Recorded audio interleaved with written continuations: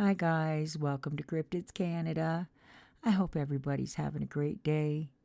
I have a bit of a sore throat, so bear with the sound effects if you don't mind. Okay, I'm going to get right with it. I got a story, really interesting story I thought you guys would really like. She just starts out, "Hi, Leslie. I really enjoy listening to your channel, and I find it refreshing to hear what my neighbors to the north encounter. I have lived most of my life close to the border of British Columbia, sometimes within walking distance. So I know that whatever animals live near me most likely live over the border as well. I'm hoping someone somewhere will hear my story and can help me figure out what my family encountered. Perhaps it's one of your listeners. Well, let's hope. Let's hope. Okay, she goes on to say, I lived for many years in Colville National Forest in northeastern Washington state. I was a divorced mother of 3 sons, and my house was constantly full of roughhousing teenage boys, laughter, and sometimes loud music. Oh, I can definitely relate with that one. We didn't have close neighbors, and we were content that way. We lived in an older model single wide trailer house that sat up on a hill in the forest. It was one of those houses that had a porch you had to climb to enter it, so it sat quite a ways off the ground, but had skirting to insulate from the cold. We had a female wolf I had rescued as a pup. She was my kid's favorite pet, and she was every bit a part of our family as anyone else. She was very friendly and never barked or growled. She was a wolf, so she was actually very quiet and didn't make noises unless she was trying to tell us something important. Usually it was a deer or a coyote coming too close to the house. Occasionally, if there was someone outside, she would yip and yap and make all kinds of odd noises, but she couldn't bark like a regular dog. We loved her very much, and she loved us back. After we settled into our new house, our neighbors down the road saw that we had a wolf, and they threatened to shoot her if they ever saw her outside our yard. She could never go outside the property, and she always came inside at night. But I didn't trust them, so I bought a cable and I ran it from the porch to a stake in the yard. I hated to have to tie her up, but I couldn't risk her getting shot. If she ever went outside, I had to hook her to the cable. Most of the time, I kept her inside with us. I can't remember the first time she started yipping and making a terrible racket outside. I think we went out and didn't see anything, so we assumed she had seen a deer or a bear up in the trees. She was scared of deer and would throw herself against the front door to be let in whenever she saw one. Some very scary wolf, huh? Anyway, we didn't think anything of it, and we would just let her in and casually ignore the alerts. Eventually, she, being a wolf, started digging herself a den in the front yard that was big enough for a grown man to crawl in. I let her do it, as it made her feel safe and kept her comfortable during the hot summer and cold winters, if she were outside for any more than a few minutes. She didn't dig a lot of holes, but there were a couple, and one of them was beneath the front porch leading to the skirting. I didn't think anything of it until one time I was standing outside and she started making a terrible racket and was trying to crawl under the porch to the siding. She was growling and her hackles were raised, which was very odd behavior for her. She was trying to reach under the skirting, but her cable was not long enough to let her. That's when I realized the hole under the porch had not been made by her. I pulled her back into the house so she could calm down, and I went back to look at it. The hole was not very big, so I assumed it had been made by a ground squirrel or something like that. I didn't think much about it, just let it be. It wasn't long after that my teenage son was complaining about pebbles being tossed on the front door while he was working on his homework.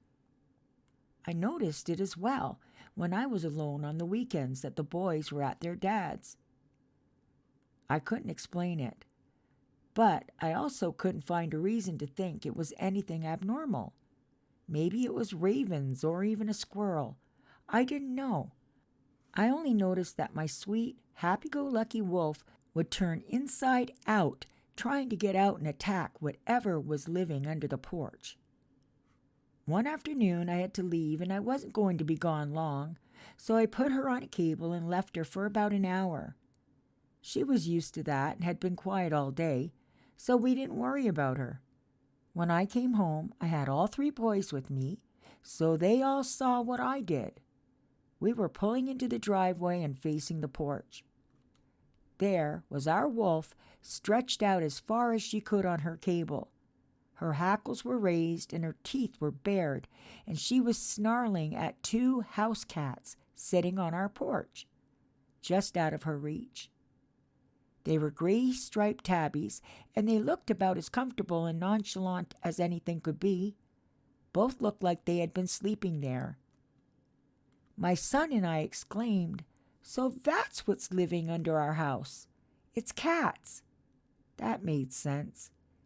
She was a wolf, and to her, cats were dinner. It made perfect sense.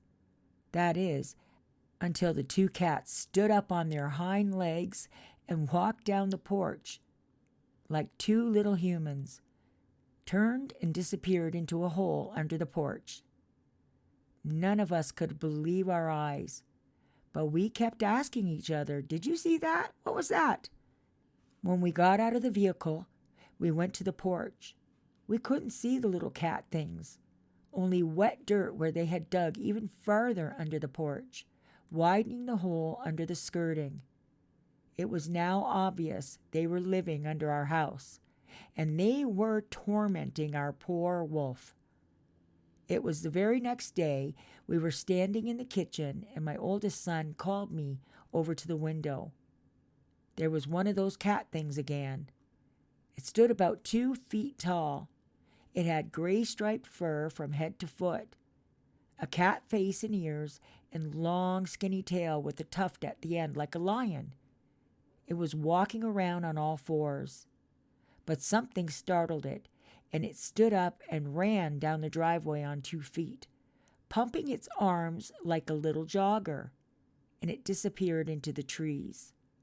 After that, I wouldn't let the boys go out until someone was sure the coast was clear, and we never let our wolf outside alone again. We moved out of that trailer a few months later, and we never went back. It's been 15 years since then, and my boys are all grown men now. We still talk about it when we get together. I don't tell a lot of people because either they tell me I was hallucinating or they pass it off as a raccoon or something like that. I have a degree in wildlife biology, and I've lived in the Pacific Northwest my entire life. I have studied and seen just about every animal we have, but that was very different. Perhaps, since your wilderness is even more vast than ours, one of your listeners has seen something like this as well. I'd love to know. Thank you for reading my encounter. I'm addicted to your channel and will be a fan always. Signed, Perplexed in the Northwest. Well, Perplexed, I'm always going to be your fan too, just so you know. Just so you know, I started Googling some stuff, and there was a couple of little things that come up. So I emailed our friend, Perplexed, and she said, absolutely not, no how, no way. So I was not sure what to make of it. And then I got another email, and I'm going to read that to you now. Okay, so this one just starts out, "Hi, Cryptids Canada. Please don't use my name. Here's one for you. One time a friend and I were fishing in a reservoir in Connecticut, which was illegal, but we were really hooked on fishing at the time and could hardly help ourselves. Don't worry, I love to fish too. We were wading in chest-deep water in the heat of the summer, fishing in shallow water lily pads for lunker bass. On the bank, we suddenly saw a weasel-like creature walking on its back legs. It almost looked like a furry lizard. It had a wide mouth, almost like a beak, and very expressive eyes. It was about 2 feet tall, standing. I don't remember its tail, but I know it had one. If that's not weird enough, the creature then crawled into a tree and laid on a branch and blended in so perfectly it disappeared.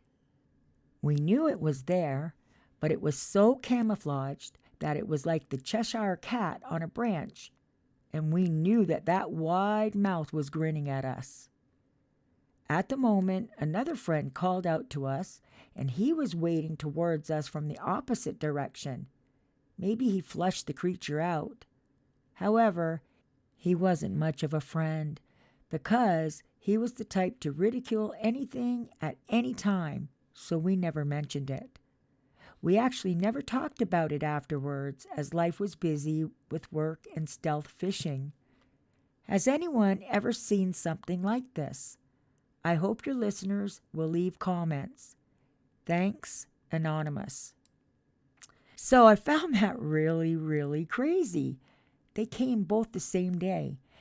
Almost sounds like they're describing the same creature. Kind of similar creatures, I would think. So, you guys, if you can think of anything, what you think it might be, I know that Perplexed and Anonymous and I would greatly appreciate it. Leave it in the comment section below. Okay, guys, I know it's a short video, but I think we're going to call it a night. My throat's not doing so good. Also, if you guys have any encounters or stories, please send them in. I could sure use the help. All right, guys, you have a great night. We'll see you back here in a couple of days. Bye for now.